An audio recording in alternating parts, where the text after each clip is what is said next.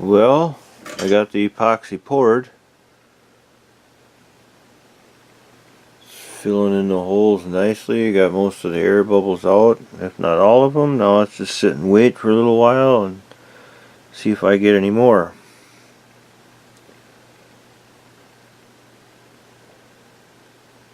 Pretty cool stuff, I tell ya. But what I'm going to do then is tomorrow morning or tomorrow afternoon, what have you, I'm going to take that.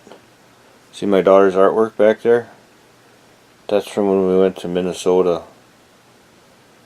She painted that for her papa. Anyways, ooh, I see a bubble. I'm going to take these boards, and I'm going to run them through the table saw and trim that extra thickness off the edge, and then sand them, and it'll be nice. And then when I shellac it or put the top coat on, it'll bring it right back to. You see that? Yeah, it'll make it really pop. And same with the surface. And then what I'm going to do on the bottom is I'm going to do some angle iron. Not angle iron. Duh. I'm going to do what do you call it? Probably some tubing. I haven't decided yet. I've been drawing and drawing and drawing and trying to come up with the right structure, if you'll call it that, the metal part underneath, to make this bitch really flow and make it look, I shouldn't have said that, to make this project really pop. It doesn't always come to me. It'll come to me when I'm sleeping. It'll come to me when I'm sleeping. I'll probably have a nightmare and say, oh, you gotta do circles, or you gotta do wire mesh, or you gotta do dog skulls or something. Not really. But it'll come to me. We'll make something. It'll be cool. Because Mike is cool. I am Primero, the douche of all douche waffles. Have you ever heard that? So, enough about me and my douchiness. That's for you, Kyle. Yeah, we're going to make this. It's going to be a pretty cool project. And I get to, the irony of it is I get to see it all the time where it's going. It's kind of a gift. Even though they know where they're getting it, but nonetheless, it's a freebie. Because I feel like I should be nice to somebody. And it makes me feel better in here and up here.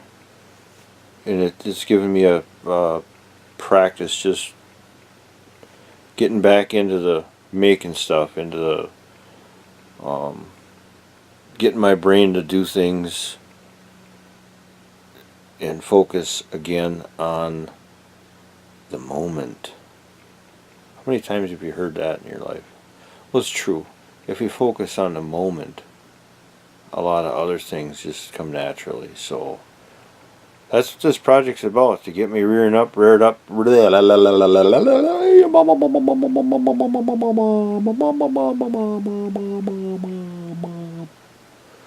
Get me chooching again. Thanks, Abe. See you on the next go round. Have a good one.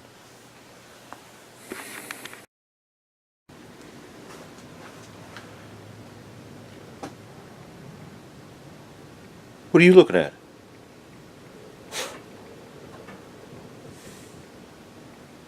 Hey guys, I want to show you a little different stuff that I do. Other than all the regular mechanic stuff, I've got, I'm in my man cave and, where I do some of my woodworking and whatever. I got a lot of places to hide. I want to show you what I made. Some of you may be seeing it on Facebook, whatever. I made some, I'm just trying it out. This is solid hard maple. A couple of cutting boards. And I wanted to show you what they look like. It's curly maple. Means it's got the stripes in it. And I got a couple of end tables that I'm making for somebody. And I wanted to show them off too. This, I believe, is mesquite wood from Texas. I got it from a friend of mine, and I've been going through filling all the cracks with epoxy. It's kind of cool, and I'm just putting the finished coats on it right now. And actually, I'm going to show you how it looks. So here we go. This is the end table stuff. Got a lot of shine in here. I got a lot of light in here because I'm getting old. But this is a deep pocket that was filled with epoxy. And all of these little cracks, I had to fill them up, let them go, sand them off. But it's turning out just beautiful. And you can see by the other one, we left a live edge on it. So this is actually the top. This will be exposed, and there's that. This was the same board. Okay, just cut down. I've got two pieces, so there'll be two end tables, sofa tables, whatever you want to call it. And it's turning out pretty dang slick. I really like it. So, and here is the curly maple with some spalting in it. This is where the wood actually starts to rot, and you can see the black lines is where it starts to decay, and it leaves this nice finish, but nice figure. And right here you can see the curl. You know, this is just, I just use mineral oil on these for now.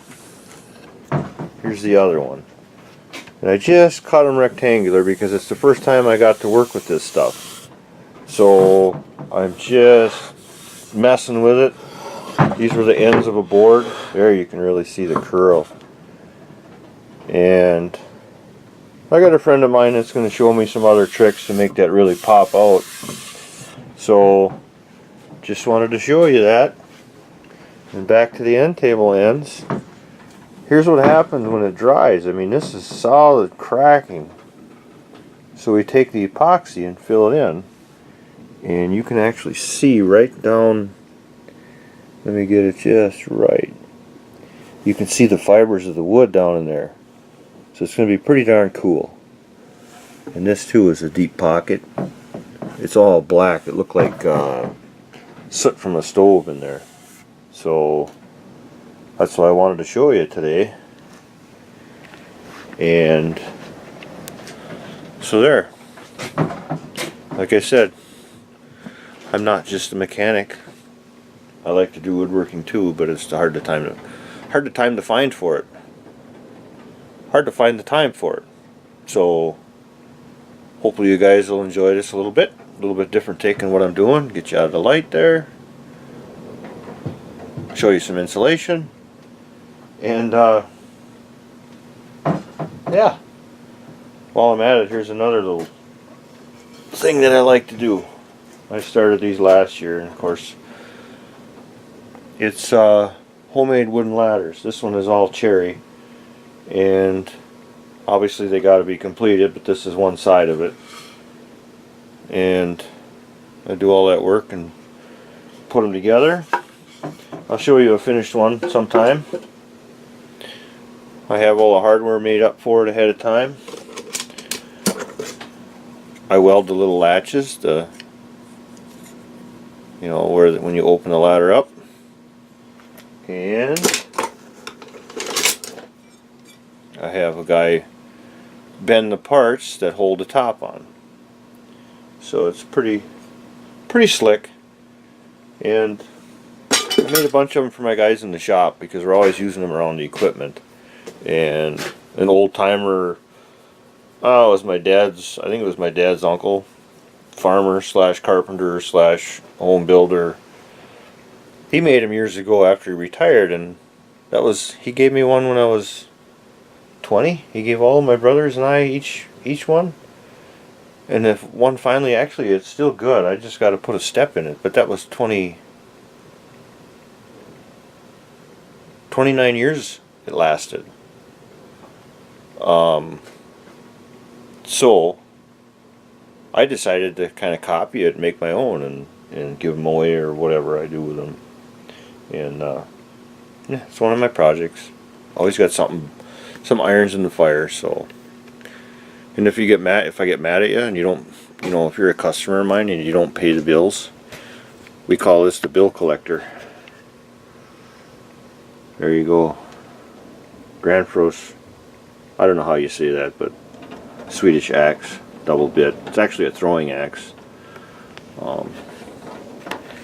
I won that, so it just kind of hangs there on the wall, and I've got another collection of old tools back there, and new tools, and deer horns, and whatever, and some of my art, crappy art, but whatever. There's one of my daughter's pictures she painted for me. So, yeah, I just thought I'd give you guys something a little different. So there, kiss my, yeah, see you later. Bye.